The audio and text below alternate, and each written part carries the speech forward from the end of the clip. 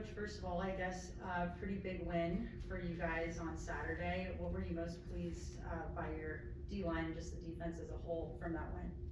Good question. I thought the thing that stood out to me was the intensity that they brought to the game. It started fast, they played hard, they played together. They really enjoyed the process of beating those guys. And so it was just, I think the mindset as much as anything, because were we perfect? No. And as a D-line, were we perfect? No, far from. But they played with a great mentality. They played together. They played hard. They played with great passion. All the things you hope they're going to do when they're playing their rival, and they did them. What's the biggest improvement that you've seen from your group this year?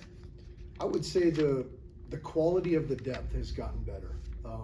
I would say, we lost a lot from last year, and a lot of those guys that were in like backup roles last year kind of stepped up and got better, and it was really important to them that they answered the bell of all those other guys leaving and us not taking a dip. But we weren't extremely deep behind those guys, and those guys have worked hard, really hard this year to make sure that we have some quality depth, guys that we trust that we can go in and play well. Speaking to the guys who left last year, Daniel Hardy, Chase Benson, just a couple of just powerhouse players from last year who are back at the game. What was that like to have them back? Oh, I love those guys. I love those guys with all my heart. So, and Amandre was with them. And so to get a chance to have all three of them in my office after we win that kind of game, and then the next day, me and Danny went out to lunch, and anytime I get a chance to be around those guys, it's why we do what we do. When you coach somebody as hard as I coach those guys, as many battles as we've been in, you just grow such a huge amount of love for those guys. And so basically the other part of it is we have a great culture with our defensive line, I feel. And I really, truly feel like those guys are responsible for about 90% of that. And so the love and the respect that I have for those guys is unparalleled. So I love any time I can see any of them. And Rolly was here too, and I didn't get to see Rolly, and it killed me. So Kyle Rygg was back out there after a long absence. How just happy were you for him that he got? I told the guys this. I was almost choked up when he went in the game. I know how hard that kid has fought to get back on that field. I know the perseverance and the hours that nobody sees, that nobody's out there cheering for, and that kid willed that to happen. And I was almost choked up, and the D line was behind me going crazy. You'd have thought that just him running in the game, he had made the biggest play of his life. Those guys were going crazy, and just felt really good. That's why we're in this business, is to watch kids succeed. And it might not have made the headlines. He definitely didn't make the stat sheet, but that was probably one of our biggest things of that game, was watching him persevere. When did it become clear that he would be able to come back? Well, I think we've always known that he was going to come back at some point. It was really important to him and us that he went out on his own terms. And he's been working and getting closer, and he's been taking these tests with his PT and the training staff to basically clear him, what the surgeon would clear him to play. And that just happened recently. And as soon as that happened, he had his ears pinned back, and he was attacking every chance he could to get on the field. Yeah. So it was awesome. It worked out for that game and for senior day, and his family was here. It was a special moment for all of us. Yeah. Did you have any conversation with him after the game?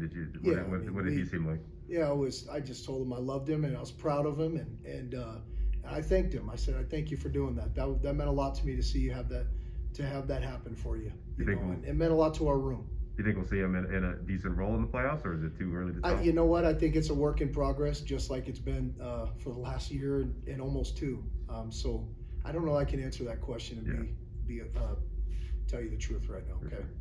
And Blake Schmidt, he had a sack. He seems like he's kind of gone under the radar just because he hasn't put up those big numbers. But do you think he's underrated at all? Yeah, you look at last year, and at times I thought, I know we had two really, really good football players that were both drafted, but at times, and I know Coach Army would probably tell you the same thing, there was a lot of times when you looked up and we felt like Chase was even the best player on the team, certain games or at certain times.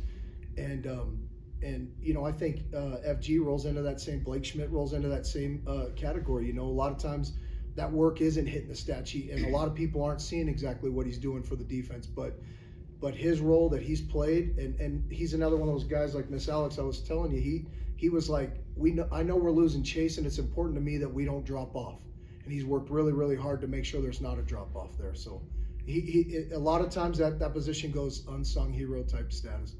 Yeah, and Brody, similar thing. He's gotten a lot of pressure, not a lot of sacks.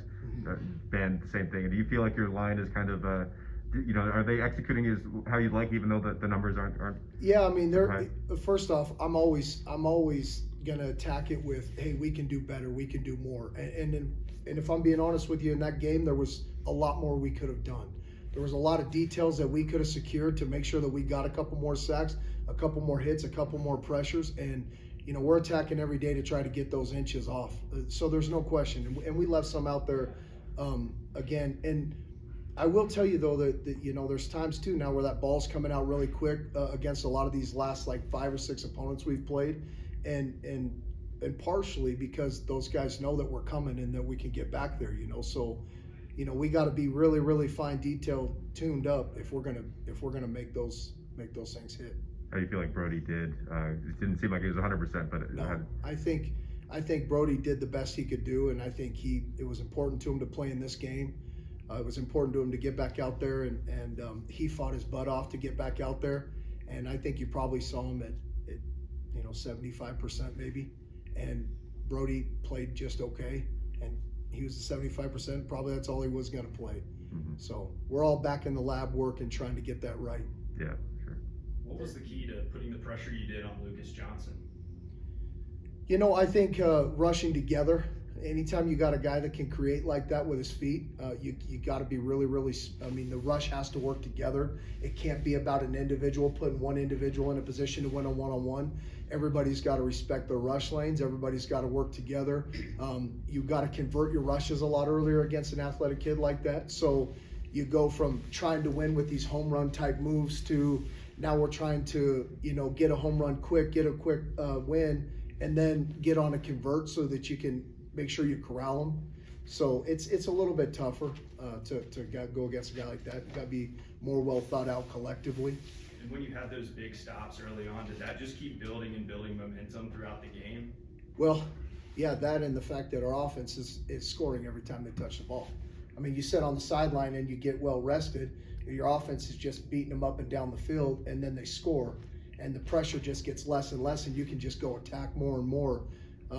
It just when you're on the defense, and every time you look out, the clock's being ran, and you're getting to rest and you're getting to recoup, and then you're getting ready to go out attack, and you're up 7 more points than you were the last time you went in. That's really, I think, more than anything. And it was just, I mean, the offense, dominated the whole day, and I think it helped set us up to do the same. Does the mindset change going into playoffs, Coach, or do you feel like it's about the same this week going into next week? I think it changes in one sense. That's a great question. I think it changes in one sense. It changes because now it's everybody's 0-0.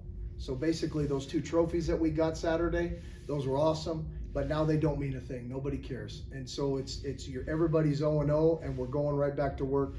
I really do think the one thing that doesn't change though is every single opportunity we get together as a defensive line or a defense or a team, we've got to be trying to get better.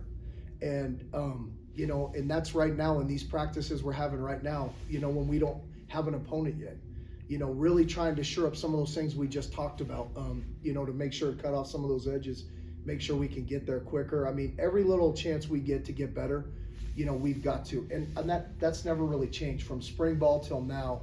I just think the 0-0 thing changes. Just because we might not have a chance to talk to you next week, and if Weber State does win this week, what are some things that you kind of look back on that game that if they do beat University of North Dakota, you can kind of look to kind of improve on it and get better in case you do meet them again? That's a good question. I think the first thing that sticks out is that they're a really good team. They're a really good front. They have a bunch of big guys. I used to coach in that state, and I know that staff, and the thing that place prides himself on is their O-line and their O-line controlling games. And I think we did a pretty good job on the first time through with them, but there's a lot of little details in the games that we can clear up. And really, I would say more than anything, it'd probably be technique stuff. It would be technique stuff. Their quarterback's playing at a really high rate, and so doing our part to affect his game will be huge, I think, because he's playing at a high rate. He's playing even better now than he was playing when he faced us.